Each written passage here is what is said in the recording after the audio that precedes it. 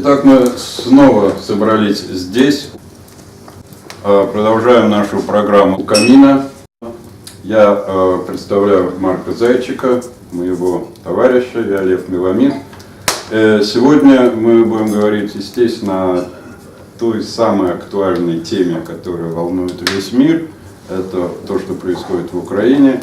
И наш гость сегодня Слава Лихачев, политолог, руководитель аналитических программ Евроазиатского еврейского конгресса.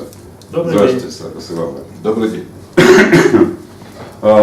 Ну, я, например, смотрю здесь в Израиле программу «Дождь», которая, на мой взгляд, дает достаточно объективную картину того, что происходит в Украине.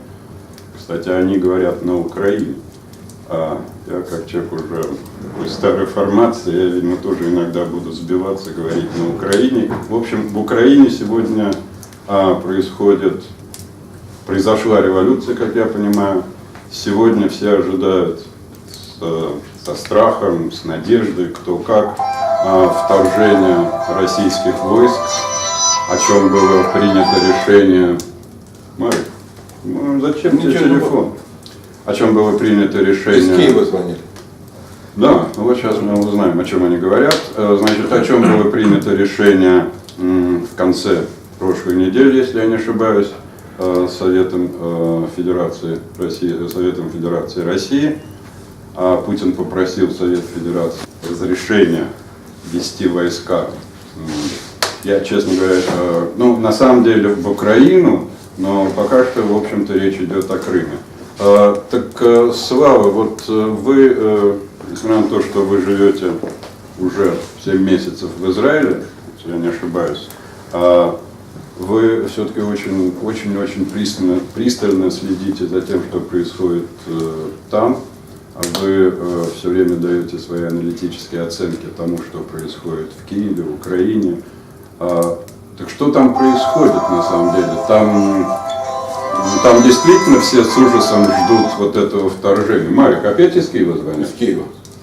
Пошли. Нет, это уже из Симферополя. Из Симферополя. Действительно все вот с каким-то страхом, ужасом ждут вторжения российских войск. И насколько вообще реально, на ваш взгляд, это вторжение? Но если говорить о Крыму, то оно уже произошло. Но официально как бы Россия и, в общем-то, те же журналисты, которые находятся в Крыму, говорят, что, в общем, это не совсем так. Там контингент 6 тысяч человек российских войск, он существовал еще и до вот этой революции, которая, если можно так назвать, произошла. Там есть странные люди в черных повязках, в черных каких-то комбинезонах, но официального вторжения еще нет. Официального вторжения нет, но времена, когда страны по-рыцарски объявляли друг другу войну, заранее давно прошли. Воинский контингент российский находится в Крыму в четко очерченных договорами о размещении Черноморского флота Российской Федерации границах, и эти границы российская сторона нарушила на прошлой неделе, и то, что сейчас происходит взятие под контроль российскими войсками украинских военных баз, разоружение и вывоз оружия с украинских военных баз, практически полный контроль над 2 гражданскими и 1 военным аэропортом, блокада штаба военно-морских сил Украины, это, безусловно, вторжение.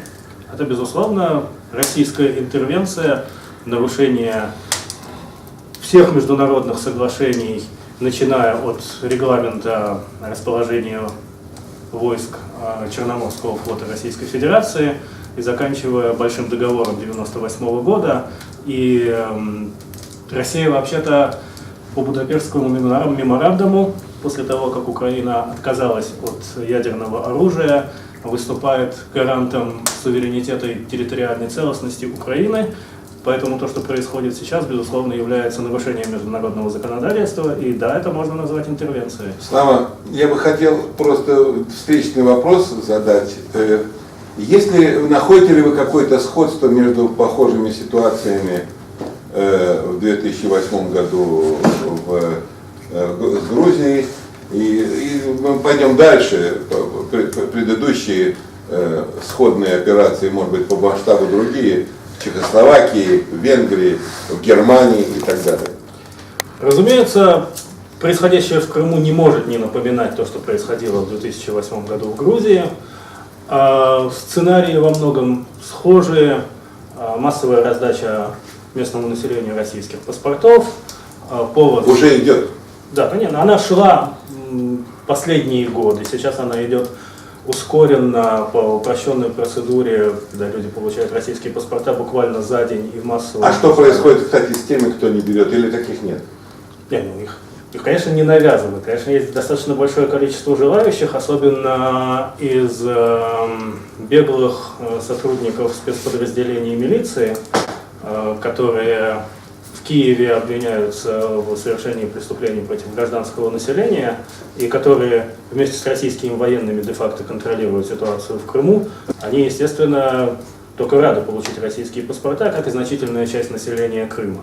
На самом деле это процесс, который шел несколько лет, и, безусловно, Россия готовилась к этому сценарию. Он возник не в качестве оперативной реакции на сложившуюся обстановку, а является частью системной политики Российской Федерации на территории Украины и в Крыму в частности. Но, Слава, Да? вот если Да, вспомнить безусловно, есть историю, мы аналогия. сейчас вспоминаем историю, то все-таки Крым является исконной российской землей.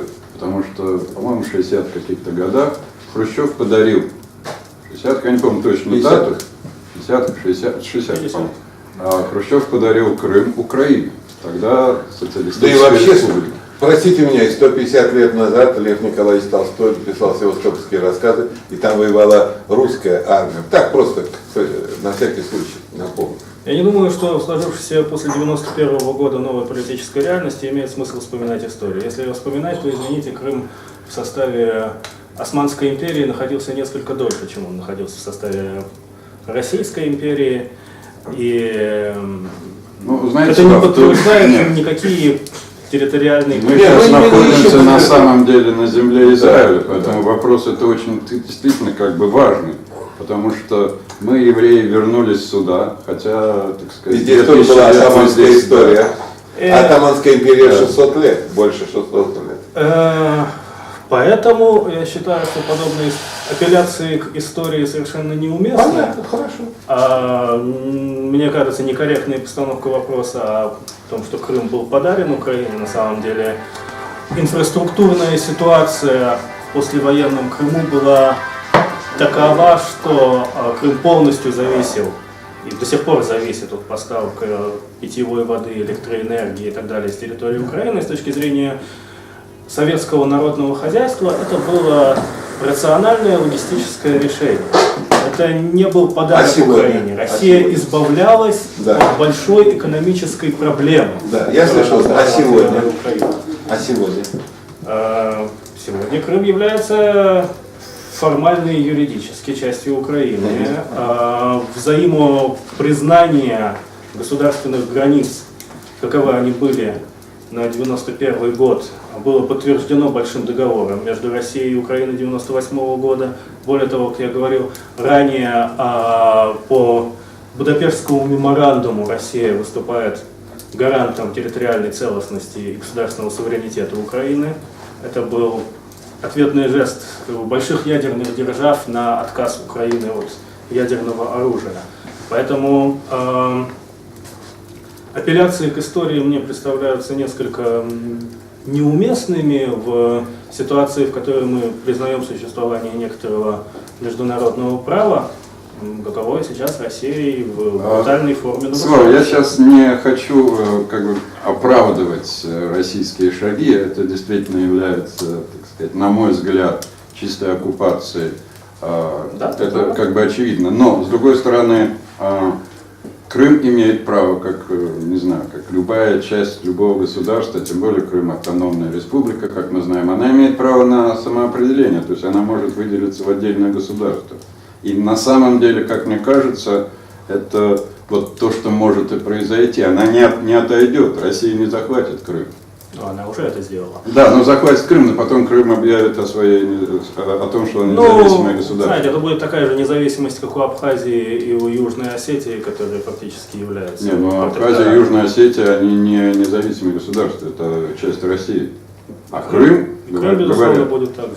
ну, может быть, это будет сателлит России, это другое дело. Но тем не менее, это будет самостоятельное Нет, на самом деле, государство.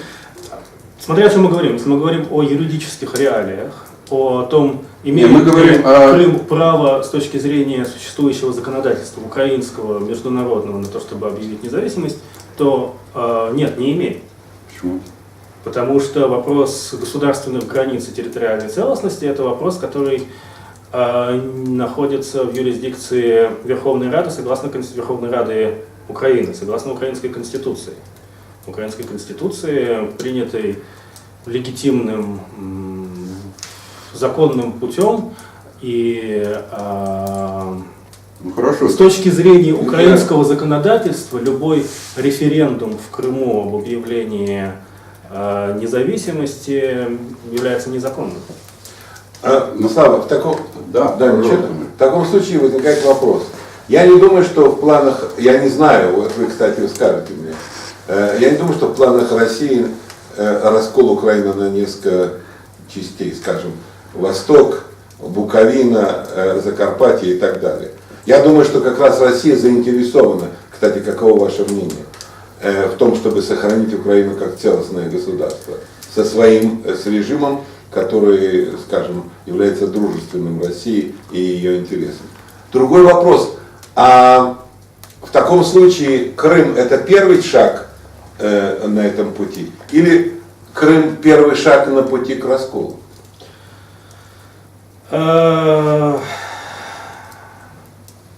Прогнозы в данной ситуации дело, конечно, неблагодарное. Да.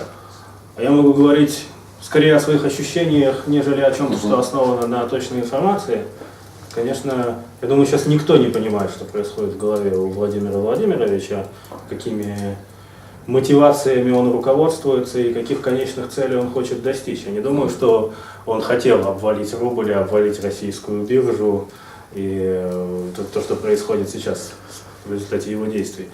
Я думаю, что Россия ограничится Крымом, что не будет Хорошо, мы как бы на это вхождения оптимистически в России каком-то в смысле. восточноукраинские регионы. Да, словах я хочу сделать перерыв, и после перерыва мы перейдем ко второй части нашей беседы. Спасибо.